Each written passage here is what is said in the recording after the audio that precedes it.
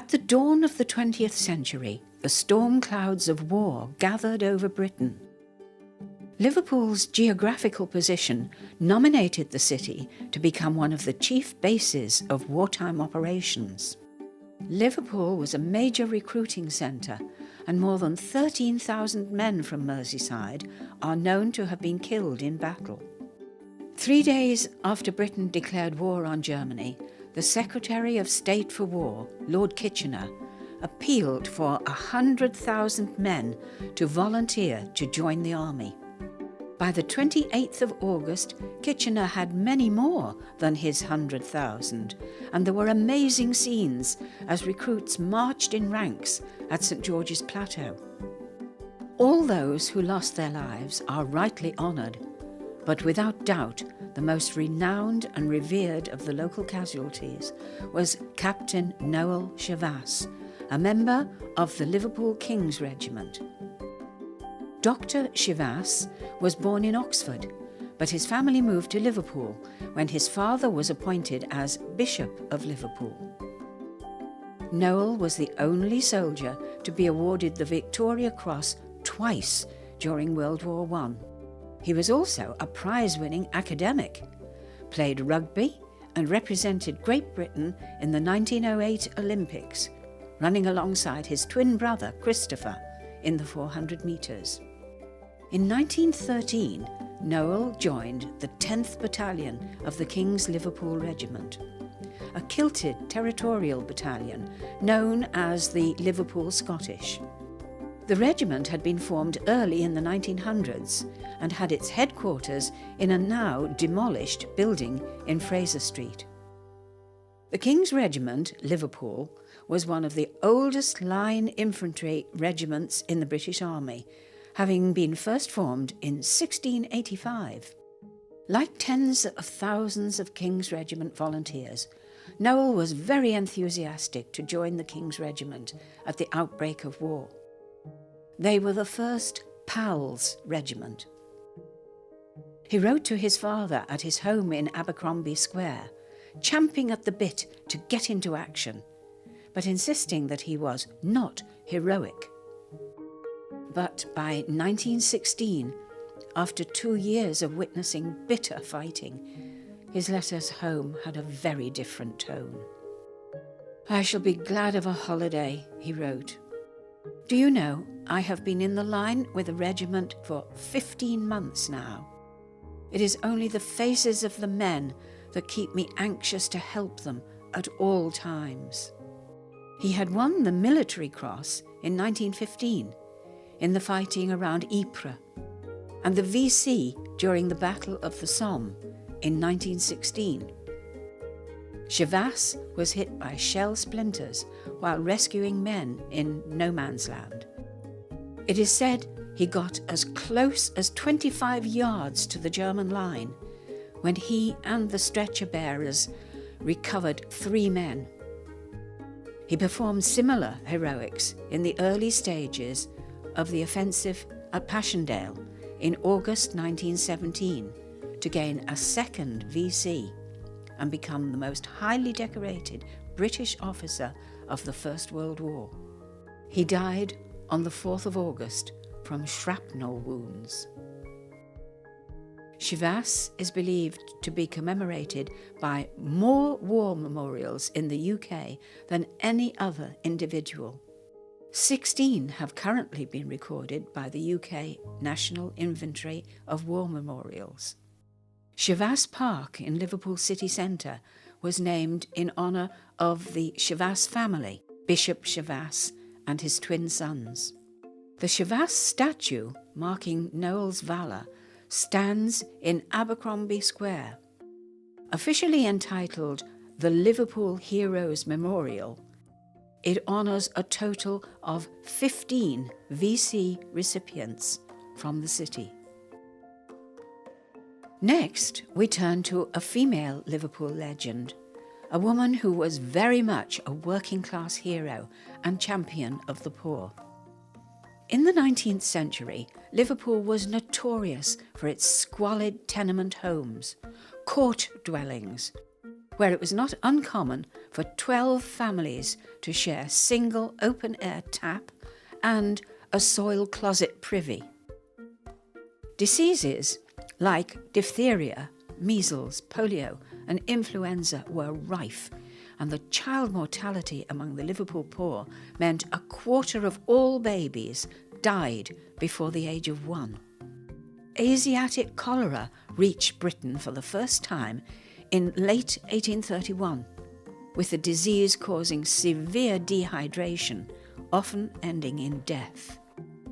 In the summer of 1832, a series of cholera riots broke out, directed against the local authorities and doctors.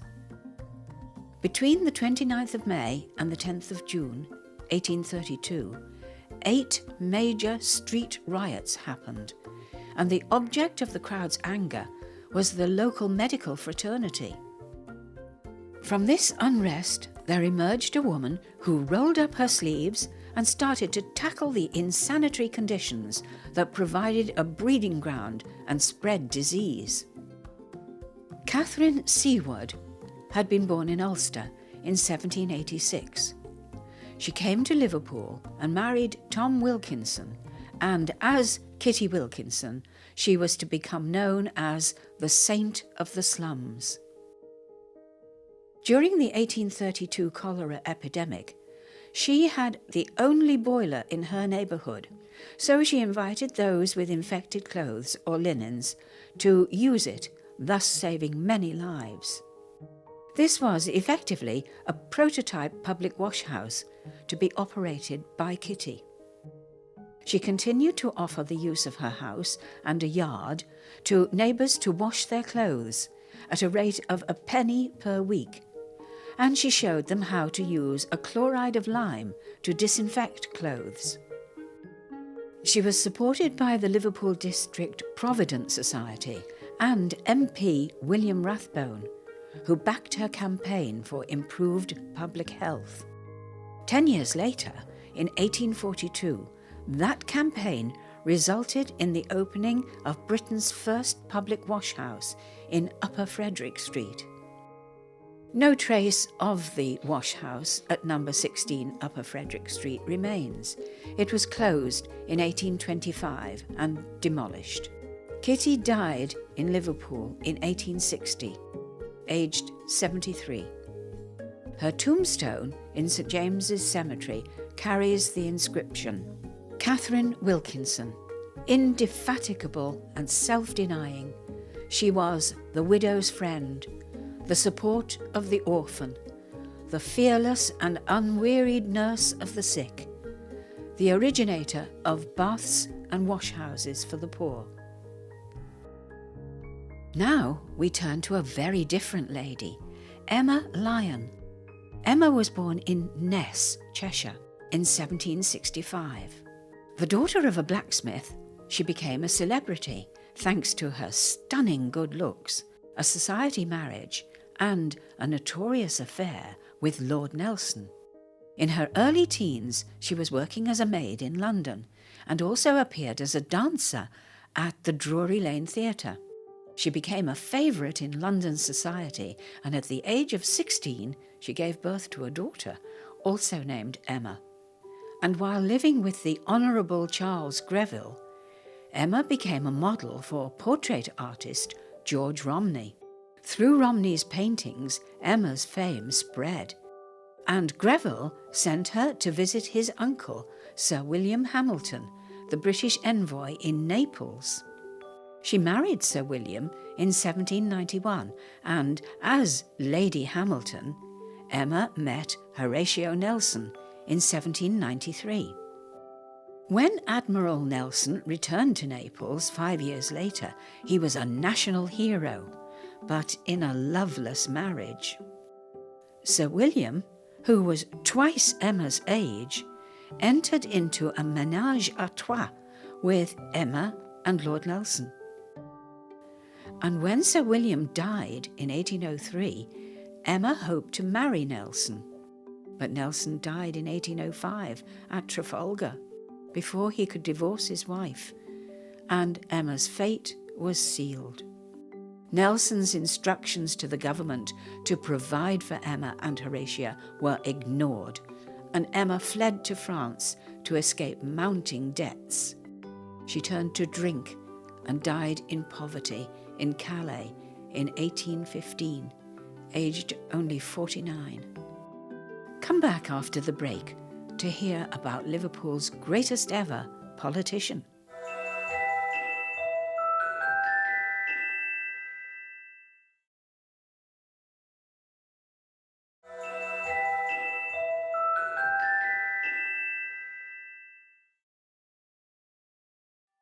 In a career lasting more than 60 years, William Ewart Gladstone served as Prime Minister 4 times, setting a record that has never been broken. William Ewart Gladstone was born in Rodney Street, Liverpool, in 1809, the son of a prosperous merchant. A blue plaque marks the building. He was educated at Eton and Oxford University, and was first elected to Parliament in 1832 as a Tory MP. He held junior offices in Robert Peel's Conservative government of 1834 to 1835, but was slowly moving towards liberalism. In 1843, Gladstone entered Peel's Conservative cabinet, but when the Conservatives split in 1846, Gladstone followed Peel in becoming a Liberal Conservative. In 1859, he joined the Liberals, becoming their leader in 1867, and the following year, Prime Minister for the first time.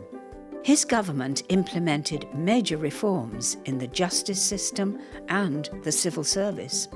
Ireland was always a focus for Gladstone, and in 1869 he disestablished the Irish Protestant Church and passed an Irish Land Act to rein in unfair landlords. A heavy defeat in the 1874 general election saw Gladstone's arch-rival Benjamin Disraeli become Conservative Prime Minister, and Gladstone retired as Liberal leader. But in 1880, Gladstone was back as Prime Minister for a second time. His failure to rescue General Charles Gordon from Khartoum and slow reactions to other imperial issues saw his popularity wane, and in 1885 he resigned. Gladstone's third spell in Downing Street came in 1886, and his fourth between 1892 and 1894. These later terms as Premier were dominated by his far-sighted crusade on Home Rule for Ireland, influenced by his Liverpool heritage. His first Home Rule Bill in 1886 was rejected, and in 1893 a similar bill was rejected by the House of Lords. Gladstone was at odds with his cabinet, and in 1894 he resigned. He died of cancer on the 19th of May, 1898, and was buried in Westminster Abbey. Gladstone left many marks on Britain, including the popular Gladstone bag. Now we turn to a Liverpool legend of the late Victorian era, who, like Gladstone, was a champion of the downtrodden. Father James Nugent saw the deprivation suffered by the poor people of the city of Liverpool and founded various organisations to lift them out of their misery. James Nugent was born in Hunter Street, Liverpool, in 1822, the eldest of 9 children born to John and Mary Nugent. His family wanted James to pursue a business career, but instead he trained for the priesthood in England and Rome, and was ordained a priest at St. Nicholas's Church in 1846. Living conditions in Liverpool in the 1840s were terrible. There was great poverty and sickness, and thousands of children were homeless. A man of action, Father Nugent decided to do something about the plight of his parishioners, and in 1849 he opened a ragged school at Copperas Hill to take homeless children off the street. This was the first of more than a dozen educational and support schemes that Father Nugent launched. Another concern of Father Nugent was the fate of women prisoners after discharge. He saw the need to provide support for these women during his work as chaplain at Walton Prison, and he recruited an order of nuns to establish a refuge for women ex-convicts. He also set up a home for single mothers and their babies. The House of Providence in the Dingle saw 33 mothers and their babies find shelter in its first year of operation. Father Nugent also pioneered child emigration from 1870 onwards, with thousands of youngsters finding a new life in Canada and the USA. He also popularised penny savings banks to help the poor to put money aside for hard times, and strongly promoted temperance. His League of the Cross for Total Abstinence, launched in 1872, spread to countries as far away as India and Australia. In 1892, the importance of his work was recognised by the Pope, who bestowed upon him the title Monsignor Nugent. It was in 1905, at the age of 83, and during a return Atlantic crossing, that he suffered a serious fall. He died weeks later in Liverpool from pneumonia. A testimonial fund had been set up, and in 1903 a decision taken to erect a statue of Father Nugent, and on the 8th of December 1906 that statue was unveiled in St John's Gardens, where it stands to this day. The final Liverpool legend in this episode was a self-taught artist, recognised as an old master and the greatest painter of horses that Britain has ever produced. You might think that there would be a blue plaque marking his birthplace in the city, but that is not the case. In fact, we don't even know exactly where George Stubbs was born, nor exactly where he was buried. What we do know is that Stubbs was the son of John Stubbs, a leather currier. That was a tough and dirty trade, colouring and burnishing hide, ready for sale to cobblers and the like. We know that Stubbs assisted his father at the premises in Ormond Street, Liverpool, which were demolished to allow the building of the current Cotton Exchange in the 1890s. After his father's death in 1741, Stubbs was apprenticed to an engraver who set him to work at Knowsley Hall, making copies of great works of art owned by Lord Derby. But he quickly tired of the job and went on to make his own living painting portraits. After studying at York County Hospital, he illustrated an important textbook on midwifery, published in 1751, which contains his earliest known works. A turning point for Stubbs came in 1754, when he sailed from Liverpool to Livorno in Italy, with the aim of studying classical art. While in Rome, Stubbs decided that nature was superior to art, and he resolved thenceforth to make sketches only from nature and life. During a stop-off in Africa on his return trip, Stubbs painted from life a famous image, lion attacking a horse, a subject to which he frequently returned. In 1759, the 3rd Duke of Richmond commissioned 3 large pictures from Stubbs. His future from then on was secure. Amongst his most famous equine subjects is Whistlejacket, a painting of a prancing horse, commissioned by the 2nd Marquess of Rockingham, which is now in the National Gallery in London. The majority of Stubbs' most important works have not changed hands since they were painted, and remain on the walls of stately homes and royal palaces. Stubbs was active into his old age and enjoyed the patronage of the Prince of Wales, whom he painted on horseback in 1791. His last project, a series of studies comparing the anatomy of the human body with that of a tiger, was left unfinished when he died at the age of 81 in 1806. The cemetery has long since been remodelled as a park, and thus the exact location of Stubbs's grave is lost. The greatest price ever paid for one of Stubbs's works was in 2011, when his painting of a horse called Gimcrack was sold at auction for £24 million. Tune in next time when we will explore the lives of more men and women who have become legends of Liverpool.